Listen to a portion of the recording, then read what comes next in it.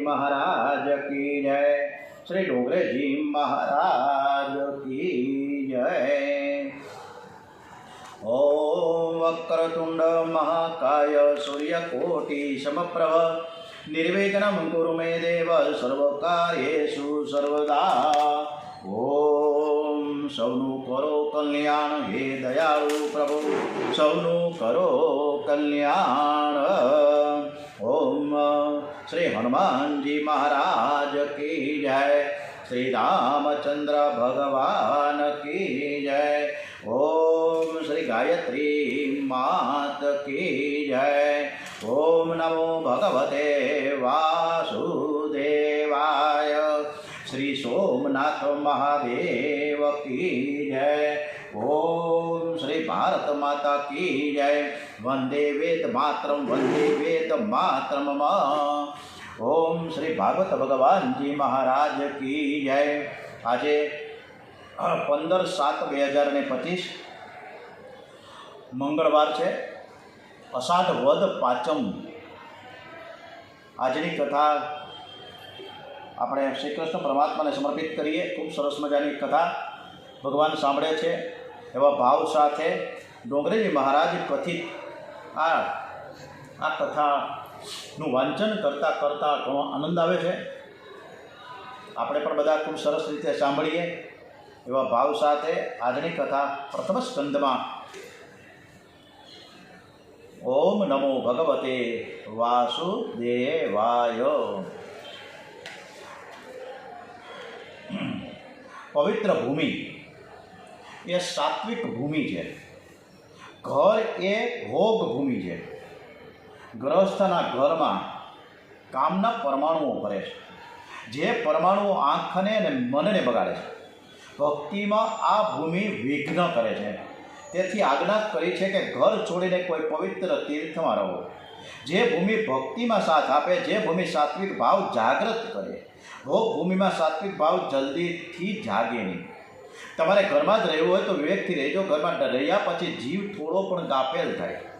बहु सावधान थईने घर में रहो तो वांधो नथी। सावधान थवानुं एटले करवानुं शुं के मारुं घर परमात्माना चरणोमां छे एवो मनथी निश्चय करो।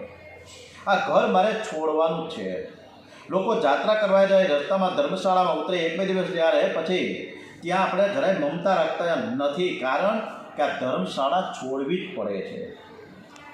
રોજ ધ્યાન કરીએ, રોજ ધ્યાન સાથે પ્રાણાયામ કરીએ, રોજ નિયમિત રીતે પ્રાણાયામ કરવાની ટેવ પાડીએ। પ્રાણ, વીર્ય અને મન ઘણા ભાગે સાથે જ રહે છે। પ્રાણાયામ કરવાથી આયુષ્ય વધે છે। જેના શ્વાસ વધારે જાય છે એનું આયુષ્ય ઓછું થાય। 24 કલાકમાં 21,600 શ્વાસ થવા જોઈએ। 1 કલાકમાં 900। શક્તિનો જે બહુ વિનાશ કરે છે તેના વધારે શ્વાસ જાય છે। 32,000 સુધી શ્વાસ જાય તેનું આયુષ્ય જલ્દીથી પૂરું થઈ જાય। એનું મરણ જલ્દીથી થાય છે। શ્વાસની સંખ્યા ઓછી થાય તો આયુષ્ય વધે। નિયમથી પ્રાણાયામ કરવાની ટેવ પાડો। પ્રાણવાયુ સાથે ખૂબ સરસ રીતે અંદર શ્વાસ લઈએ, રોકીએ અને શ્વાસ બહાર કાઢીએ। एक भक्ति साथे ओम श्वास ले, ओम भूर्भुवः स्वः। આપણે અંદર શ્વાસ લઈએ, ઓમ તત્સવિતુર્વરેણ્યમ, શ્વાસ બહાર કાઢીએ, તત્સવિતુર્વરેણ્યમ। હવે ભર્ગો દેવસ્ય ધીમહિ ધિયો યો નઃ પ્રચોદયાત। કોઈ પણ મંત્ર સાથે આપણે શ્વાસ લઈએ, રોકીએ, બહાર કાઢીએ। કોઈ પણ માર્ગને ભક્તિનો સાથ હોવો જોઈએ। જ્ઞાન માર્ગ હોય, યોગ માર્ગ હોય, ભગવાનની ભક્તિ છોડે તો પતન નક્કી જ છે। થોડો વિચાર કરીએ તો ધ્યાનમાં આવશે કે બે શરીર મળે ત્યારે સુખ થાય છે। અરે શરીરના મિલનમાં જ સુખ હોય તો મળદાને મળતા સુખ થવું જોઈએ ને। મળદાને હાથ છે, પગ છે, મોઢું છે, બધું છે, પણ મળદાને કોઈ મળે તો સુખ થતું નથી। બે શરીરના મિલનમાં સુખ નથી। આ જીવ કોઈ જીવને મળે તો સુખ થાય છે। બે જીવ મળે છે ત્યારે સુખ થાય છે। તો આ જીવ જ્યારે ઈશ્વરને મળે ત્યારે કેવો આનંદ થતો હશે।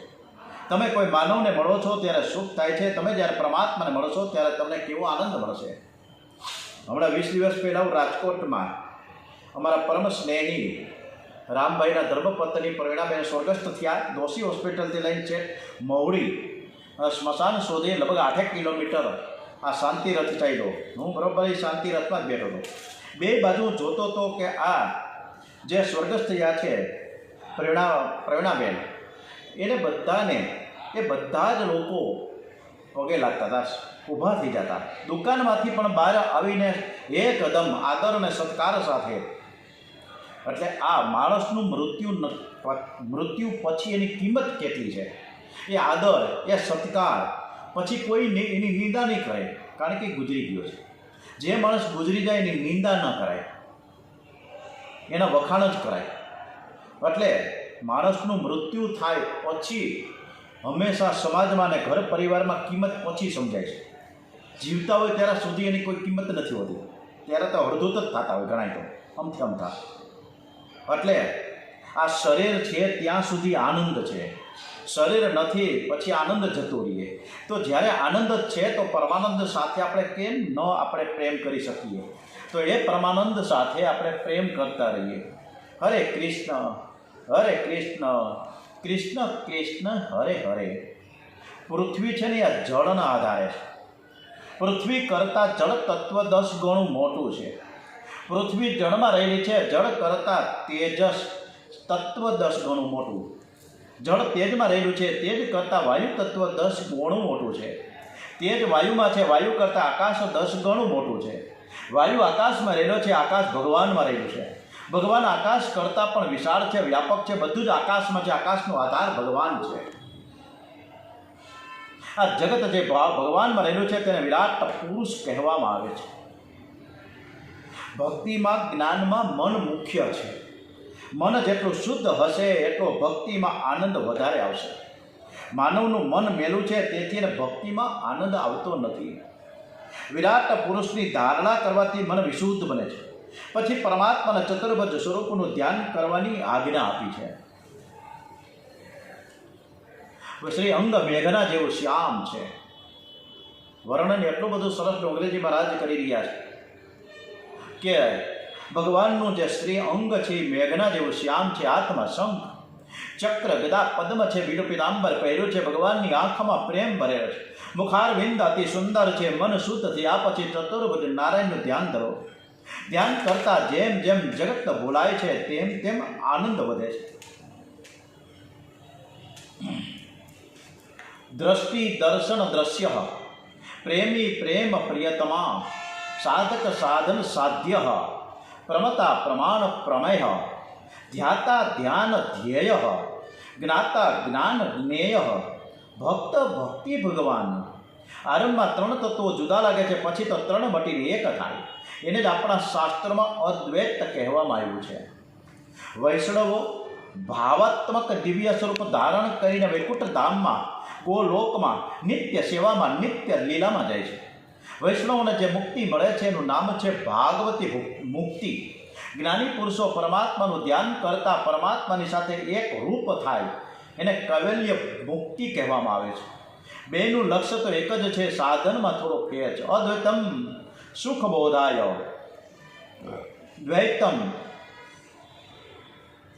દ્વૈતમ વર્ણ હેતવે તાદશે યદિ ભક્તિ સ્યાત સાનુમુક્તિ સદામ અધિકાર. ભક્ત અને ભગવાન અંદરથી એક હોવા છતાં ભક્ત સેવા કરવા માટે ભગવાનથી અલગ રહે છે. એમને સેવામાં જે આનંદ આવે છે અને પરમાત્મા સાથે એકરૂપ થવું ગમતું નથી. મારે તો ભગવાનની સેવા કરવામાં જે આનંદ આવે છે એ ભગવાનની સાથે એકરૂપ થવામાં નથી. એકનાથજી મહારાજે ભાવાર્થ રામાયણમાં સિદ્ધાંત સમજાવવા માટે બહુ જ સરસ મજાનું દ્રષ્ટાંતો આપ્યા છે. એકનાથ મહારાજનું ભાવાર્થ રામાયણ ખૂબ જ દિવ્ય છે. અનેક રામાયણ ભેગા કર્યા અને પછી એ રામકથા એકનાથજી મહારાજ કરે છે. શ્રી સીતાજી રાવણની લંકામાં રામ નામનો જપ કરતા હતા. રામચંદ્રજીનું ધ્યાન કરતા હતા. રામજીનો સંયોગ હતો. રામ સેવામાં હતા ત્યારે બહુ ધ્યાન કરતા નહોતા, પણ જ્યારે સીતાજીને રામજીનો વિયોગ થયો અને લંકામાં રામજીનું ધ્યાન કરતા કરતા એ તન્મય બન્યા. ધ્યાનમાં એવી તન્મયતા થતી કે માતાજીની નજર જ્યાં જ્યાં જાય ત્યાં રામ રામ દેખાય. ઝાડમાં રામ, ઝાડના પાનમાં પણ રામ, ચારે બાજુ અંદર બહાર બધે જ રામ. માતાજી રામ દર્શનમાં તન્મય થયા અને બહુ જ આનંદ મળ્યો છે. તેથી એ વનને અશોક વન કહેવામાં આવ્યું છે. રાવણની લંકામાં બિરાજતા હતા ત્રિજટા રાક્ષસી માતાજીની સેવા કરતી હતી. જાણતી હતી કે આ પરમાત્માની શક્તિ છે. બીજી રાક્ષસીઓ માતાજીના સ્વરૂપને જાણતી નહીં, માતાજીને ત્રાસ આપે છે. પણ ત્રિજટા જાણતી હતી કે સીતાજીની સેવા કરતી હતી. એકવાર એવું થયું, સીતાજી રામચંદ્રજીનું ધ્યાન કરતા કરતા અતિશય તન્મય થયા. આજ સુધી તો ધ્યાન કરતા કરતા ચારે બાજુ રામચંદ્રજી દેખાતા, પણ આજે તો એવું થયું કે અંદર પણ રામ દેખાય, બહાર પણ રામ જ દેખાય. આજે ધ્યાનમાં અતિશય તન્મયતા થઈ. આત્મા સ્વરૂપમાં શ્રી રામના દર્શન થયા. ત્યારે સીતાજીને ભાન ન રહ્યું, રામ મારા પતિ છે અને હું રામજીની પત્ની છું ભૂલી ગયા. હું જનક રાજાની કન્યા છું ભૂલી ગયા. રામજી સાથે મારું લગ્ન થયું છે બધું જ ભૂલી ગયા. બહાર રામ, અંદર રામ, રામ વિના બીજું કંઈ જ નથી. 3-4 કલા કામ નામ સમાધિ લાગી ગઈ. સીતાજી સમાધિમાંથી જાયગા. માતાજીને જે ઠીક લાગતું નથી, બેચેની અનુભવે છે. ત્રિજટા રાક્ષસી આવે છે, સીતાજીને વંદન કરે. પૂછ્યું, આજે તમે ઉદાસ કેમ છો? તમને શું થાય છે આજે? શ્રી સીતાજીએ કહ્યું કે મેં એકવાર કથામાં સાંભળ્યું કે ઈયળ છે ને ભમરીનું ચિંતન કરતા કરતા એ ઈયળ છે એ ઈયળ મટીને ભમરી બની ગઈ. શ્રી રામ વિયોગમાં રામજીનું ધ્યાન કરતા કરતા કરતા હું કદાચ સીતા મટીને રામ બની જાઓ તો શું થશે? મને ગમતું નથી. ત્રિજટાએ કહ્યું કે માતાજી, એ તો બહુ સારું છે, શું ખોટું? તમે રામજીનું ધ્યાન કરતા કરતા રામ થઈ જાઓ ને તો પછી કોઈ દિવસ રડવાનો પ્રસંગ આવશે નહીં. તમે રામ થશો તો તમે જ રાવણને મારી શકશો. ત્યારે સીતાજીએ કહ્યું કે રામ થાવ તો ભલે, તને ગમતું હશે, પણ હું તને ખરું કહું છું કે રામ સેવામાં જે આનંદ મળે છે એ રામ થવામાં આનંદ નથી.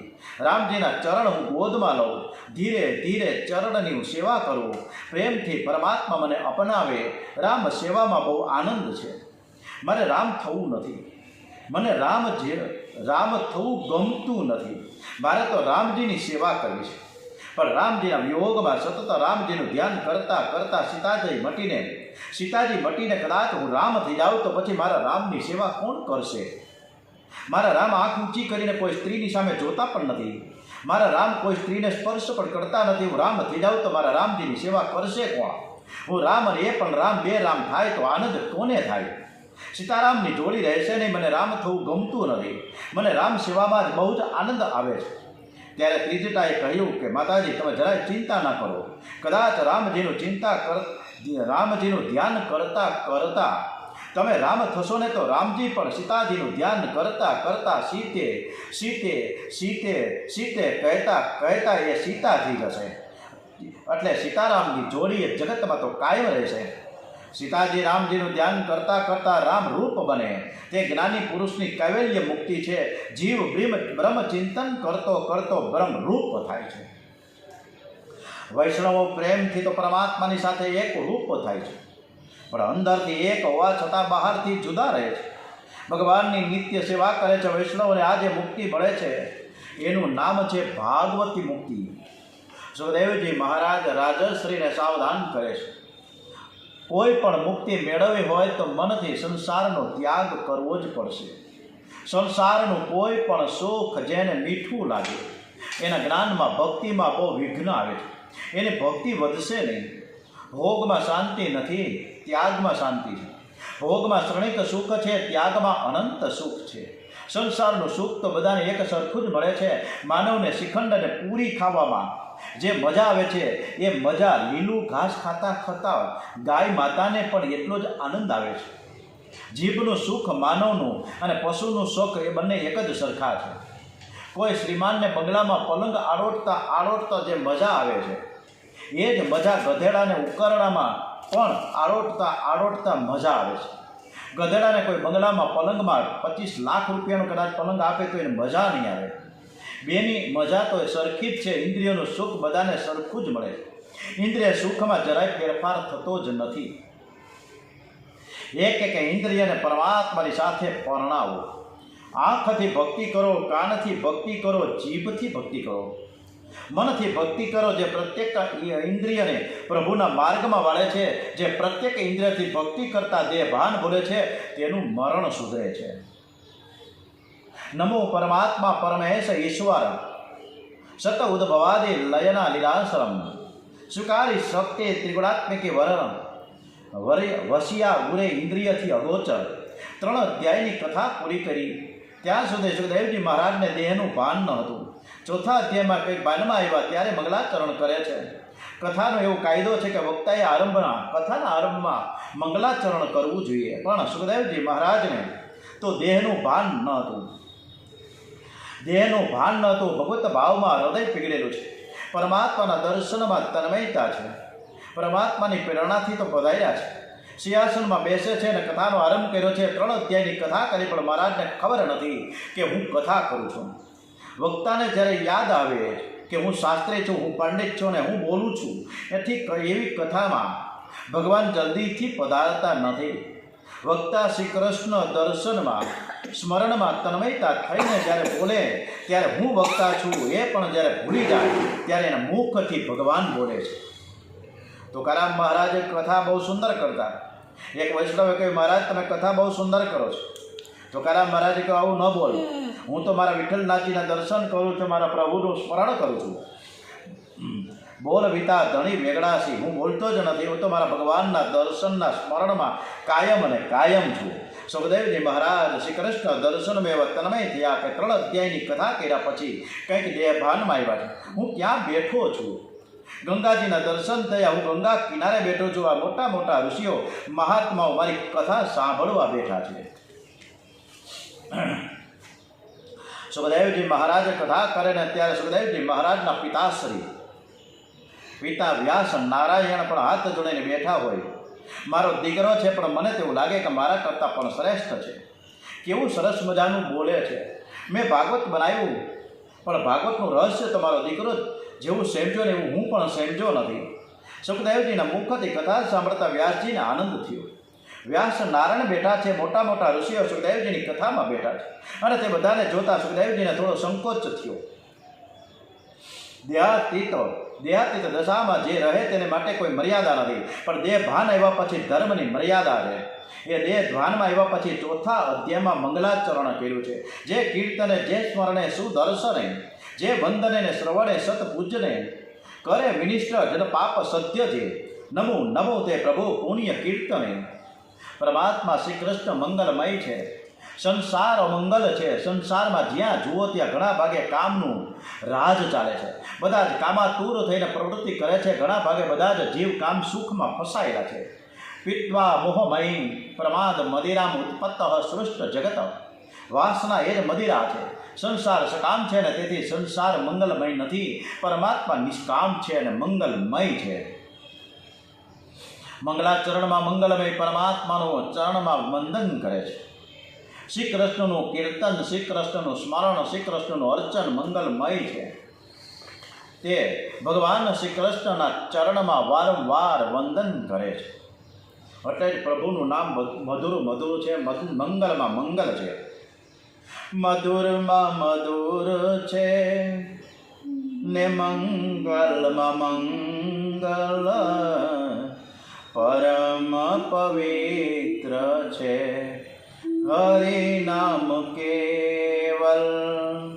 બ્રહ્માથી માંડી સહુ માયામય છે, ફક્ત એક સત્ય માતા એ બંધુ.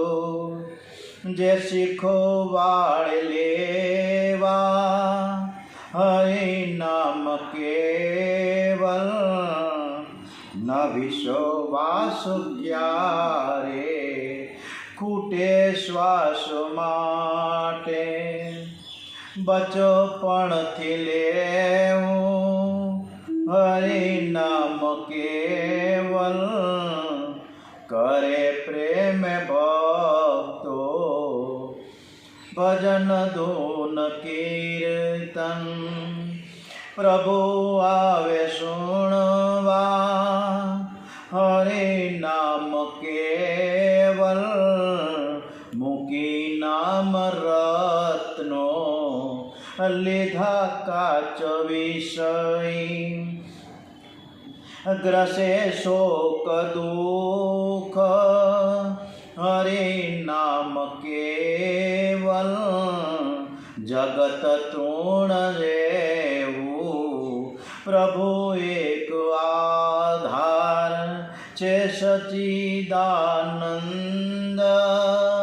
हरि नाम केवल मधुर मा मधुर छे ने मंगल मंगल। ओम श्री कृष्ण परमात्मा महाराज की जय। चतुर्श्लोकी भागवत 18,000 श्लोक पहला एक चतुर्श्लोकी भागवत એટલે કે 4 શ્લોકનું એક ભાગવતની રચના થઈ છે। એ સરસ મજાની દિવ્ય ગાથા સરસ મજાની આપણે સાંભળીએ। રાજાએ પ્રશ્ન કર્યો છે, આ જગતની ઉત્પત્તિ કેવી રીતે થાય છે, આ જગતનો પ્રલય કેવી રીતે થાય છે તે મારે જાણવું છે। સુખદેવજીએ કહ્યું કે એકવાર નારદજીએ બ્રહ્માજીને આવો જ એક પ્રશ્ન કર્યો હતો। બ્રહ્માજીએ નારદજીને કથા જે સંભળાવી છે એ જ હું તમને સંભળાવું છું। પ્રલય કાળમાં સર્વને પેટમાં રાખીને પરમાત્મા શયન કરતા હતા। સૃષ્ટિના આરંભમાં પ્રભુને રમવાની ઈચ્છા થઈ। એકો અહમ બહુ શ્યામ, આ સંકલ્પમાંથી પુરુષ પ્રકૃતિનું જોડું ઉત્પન્ન થયું। માયા રહિત શુદ્ધ બ્રહ્મ કંઈ ન કરી શકે। નિર્ગુણ નિરાકાર બ્રહ્મ સર્વનો આધાર છે, પરંતુ એ નિષ્ક્રિય છે। માયા વિશિષ્ટ બ્રહ્મ જગત ઉત્પન્ન કરે છે। ચોખા વાવીએ ચોખા ઉત્પન્ન થતા નથી, ડાંગર વાવે તો ચોખા ઉત્પન્ન થાય। ચોખા ઉપર છોડું હોય, આવરણ હોય ત્યારે તેને ડાંગર કહેવામાં આવે। એ જ પ્રમાણે શુદ્ધ બ્રહ્મને માયાનું આવરણ હોય તો જ જગત ઉત્પન્ન થાય। પરમાત્માને રમવાની ઈચ્છા થઈ એને માયા કહેવામાં આવે છે। પ્રકૃતિ પુરુષનું જોડું ઉત્પન્ન થયું। પ્રકૃતિ પુરુષમાંથી મહતત્વ થયું, મહતત્વમાંથી અહંકાર થયો। અહંકારના 3 ભેદ થયા, સાત્વિક, રાજસ અને તામસ। તામસ અહંકારમાંથી પંચમાત્રાઓ તન્માત્રાઓ થઈ છે। રાજસ અહંકારમાંથી ઇન્દ્રિયો અને સાત્વિક અહંકારમાંથી ઇન્દ્રિયોના અભિમાની દેવો ઉત્પન્ન થયા। આ બધા જ તત્વો ભગવાનના સંકલ્પમાંથી ઉત્પન્ન થયા છે। પરમાત્માના સંકલ્પમાં એવી દિવ્ય શક્તિ છે, માનવની બુદ્ધિનો વિચાર બરાબર કરી ન શકે। આ બધી જ સંકલ્પ સૃષ્ટિ છે, આ બધા જ તત્વો શક્તિહીન હોવાથી મળદા જેવા પડ્યા હતા। પ્રભુએ એક એકમાં પ્રવેશ કર્યો। પરમાત્માનો સર્વમાં પ્રવેશ થયો છે ત્યારે દિવ્ય શક્તિ આવી। પછી તો ભગવાનની નાભીમાંથી કમળ પ્રગટ થયું અને એ કમળમાં બ્રહ્માજી પ્રગટ થયા। બ્રહ્માજી વિચાર કરવા લાગ્યા કે જે કમળમાં હું બેઠો છું તે કમળનું મૂળ ક્યાં છે। મૂળ શોધવા ગયા, પત્તો ન લાગ્યો। બ્રહ્માજીને કાને 16મો અને 21મો અક્ષર આવ્યો। 16મો અક્ષર છે એ ત છે, 21મો અક્ષર છે પ છે। તપ તપ અને તપ એવી આકાશવાળી બ્રહ્માજીએ સાંભળી। 100 વર્ષ સુધી બ્રહ્માજીએ તપશ્ચર્યા કરી। બ્રહ્માજીને ચતુર્ભુજ નારાયણના દર્શન થયા। પરમાત્માના દર્શન કરતાં કરતાં બહુ જ આનંદ થયો છે। પ્રભુએ સૃષ્ટિના આરંભમાં બ્રહ્માજીને 4 શ્લોકોમાં ભાગવતની કથા સંભળાવી। એને મહાપુરુષો ચતુર્શ્લોકી ભાગવત કહે છે। આ જગત ન હતું ત્યારે હું હતો, આ જગત દેખાય છે ત્યારે પણ હું સર્વમાં ચૈતન્ય રૂપે હું જ રહેલો છું। આ જગતનો વિનાશ થશે ત્યારે પણ હું જ રહેવાનો છું। જગતમાં મારા વિના જે કંઈ દેખાય છે એ જ મારી માયા છે। માયાની 2 શક્તિ છે, આવરણ શક્તિ અને વિક્ષેપ શક્તિ। માયાની આવરણ શક્તિ પરમાત્માને ઢાંકી રાખે છે અને માયાની વિક્ષેપ શક્તિ પરમાત્માના આધારે જગતનો ભાસ ઊભો કરે છે। અંધકાર 2 કામ કરે છે, દોરીને ઢાંકી રાખે અને દોરીમાં સર્પનો ભાસ કરાવે છે। સાપ નથી છતાં અંધારામાં દોરી પકડી હોય તો દોરી છે, પણ દોરી દેખાતી નથી, નાગ દેખાય છે। સાપ જેવી દેખાય છે, જે છે તે દેખાતું નથી અને જે નથી એ દેખાય છે, એ જ માયા છે। ડોગરેજી મહારાજે જે શબ્દો બહુ સરસ રીતે વર્ણન એટલું બધું અદ્ભુત કર્યું છે કે બધાય શાસ્ત્રોનો એક નિચોડ આપી દીધો છે ડોગરેજી મહારાજે।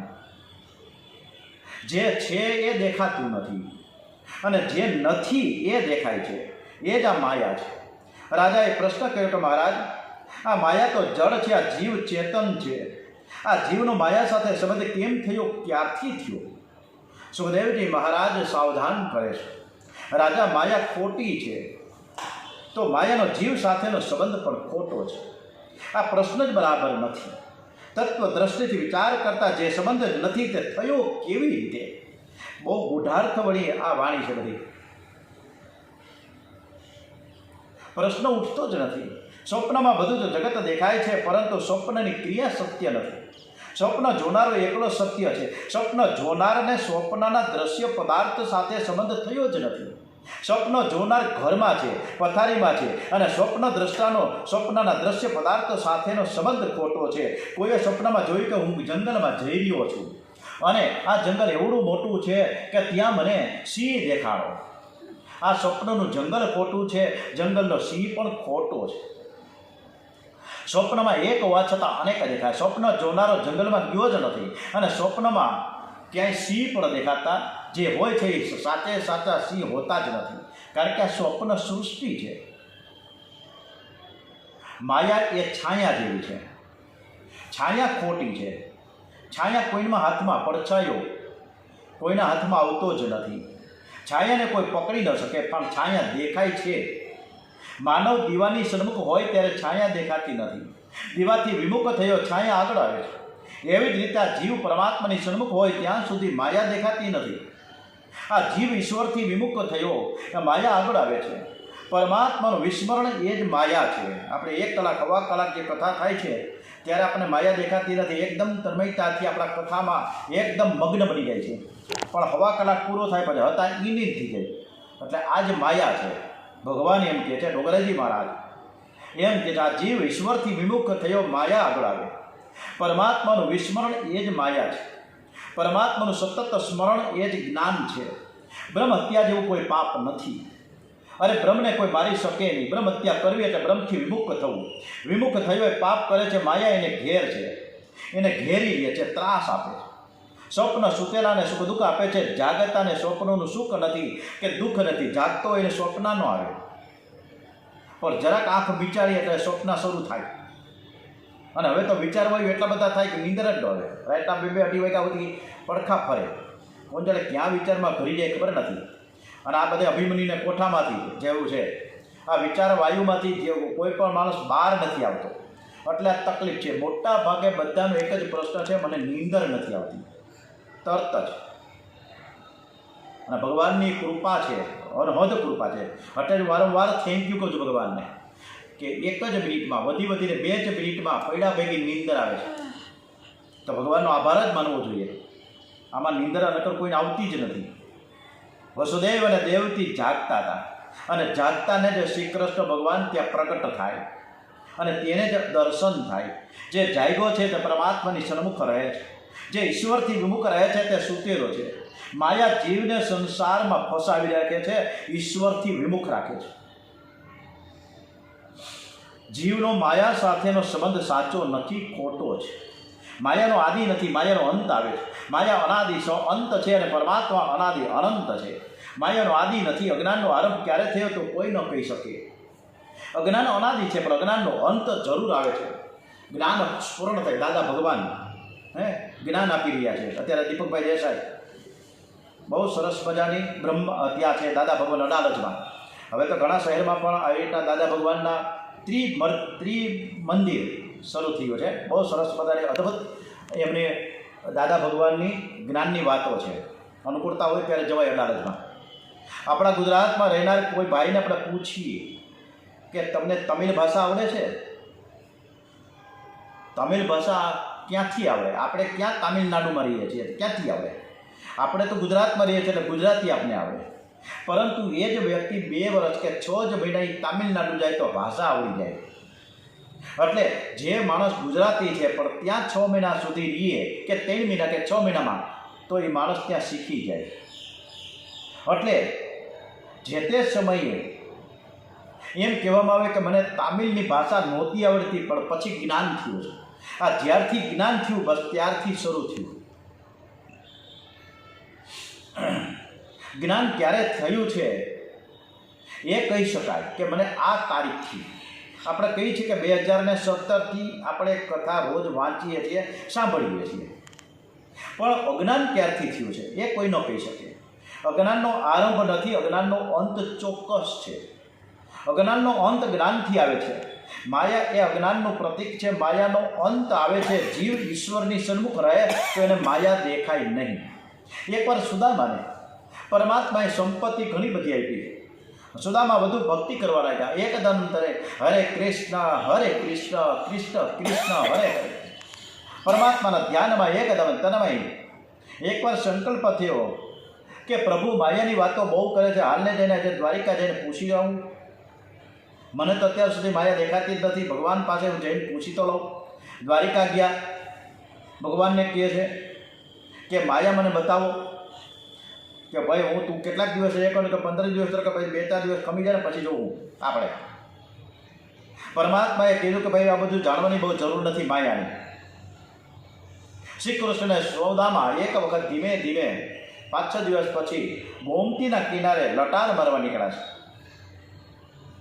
કૃષ્ણ ભગવાન અને સુદામાએ ગોમતીમાં સ્નાન કરવા માટે ગયા અને એ જ સમયે પ્રભુએ સુદામાને માયા દેખાડવાની શરૂ કરી છે. જ્યાં ડૂબકી લગાવી સુદામાએ અને ગોમતીમાં અત્યારે ચારે બાજુ પૂર જ આવે છે. ચીનમાં આવે ને, જાપાનમાં આવે ને, ઉત્તરાખંડમાં આવે ને, હિમાચલ પ્રદેશમાં આવે, નવસારીમાં ને બધામાં પૂર જ આવે છે. એટલે ખમૈયા કરે. ભલે વરસાદ 100% પડે પણ સારી. વરુણદેવને આપણે વિનંતી કરીએ કે કોઈને જાનહાનિ ન થાય. ગોમતીમાં એકદમ પૂર આવ્યો છે. સુદામા પ્રવાહમાં તણાવા લાગ્યા છે.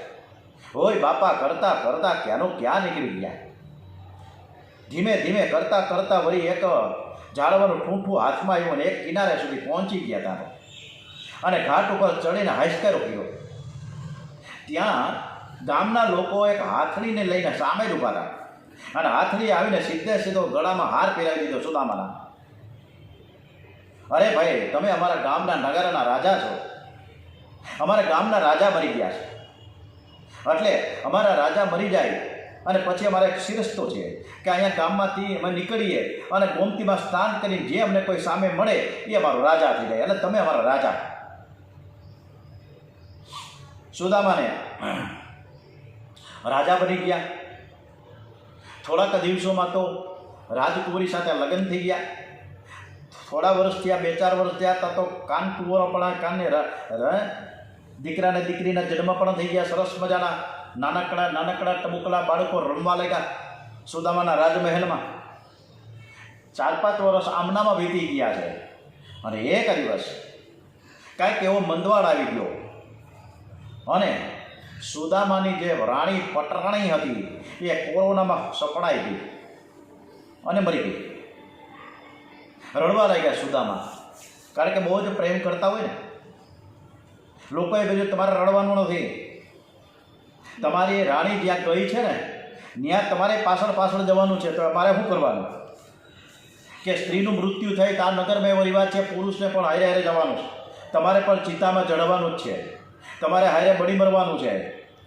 સુદામાને ઉપાડી ગયા પકડીને 4-5 જણા પહેરવાળો અને સ્મશાનમાં લઈ આવ્યા. સુદામા એટલા બધા પરસીઓ વળી ગયો. શિયાળો ચાલુ હતો છતાંય પરસીઓ વળી ગયો અને એ ગભરાટમાં હે દ્વારિકાધીશ, હે કાંડોળા, હે કૃષ્ણ, તું છો ક્યાં? મેંડા સ્મરણ કરવા. અરે ભાઈ સાહેબ, હું તો બ્રાહ્મણ છું, મારે તો હજી સંધ્યા કરવાની હોય. હું પહેલાં ગંગાજીમાં ગોમતીમાં સ્નાન તો કરી આવું. ગોમતીમાં સ્નાન કરી થોડીક સંધ્યા પૂજા પાઠ કરી લઉં અને પછી તમે તારે મને ચિતાએ ચડાવી દેજો, મને કંઈ વાંધો નથી. શું કરું બીજું? છૂટકો જ નહોતો. એટલે બધા લોકો કે કાંઈ વાંધો નહીં, આ તો બ્રાહ્મણ છે, એને ગોમતીમાં સ્નાન કરવું જોઈએ, ભલે જાય, આપણે રાહ જોશું થોડીક વાર. અને સુદામાએ ઉપરથી માર્યો ધુબાકો ડૂબકીમાં અને ગોમતીમાં ધુબાકો માર્યો અને અંદર સુધી પહોંચી ગયા. ત્યાં પૂર આવ્યું, તળાતા દ્વારિકા પહોંચી ગયા. અને દ્વારિકામાં ગભરાટમાં પાણીની અંદર હતા તોય પરસેવો વળી ગયો. બહાર નીકળ્યા, પરસેવે રેપ છે. કૃષ્ણ કન્યા દ્વારિકાથી બહાર જ ઊભા હતા, હાથ પકડીને બહાર કાઢ્યા. અરે ભાઈ મિત્ર, રડસ કે આટલો બધો પરસીવો પાણીની અંદર હતો, પાણીની બહાર આવ્યો તો આટલો બધો પરસીવો કેમ? અરે ભાઈ સાહેબ, રહેવા દો. હું એક નગરનો રાજા થયો, મારી રાણી મરી ગઈ, એની પાછળ મારે ચિતાએ ચડવાનું હતું અને મારે મરી જવાનું. આ બધું છુએ ક્યાં? આ નગર ક્યાં વયું ગયું? આ બધા લોકો આ ક્યાં વયા ગયા? બધું જોઉં છું તો કાંઈ છે જ નહીં. આ તો દ્વારિકા દેખાય છે. ભગવાન કે બેટા, આ બધી જ મારી માયા છે. મારા વિના જે ભાષે છે એ બધી જ મારી માયા છે.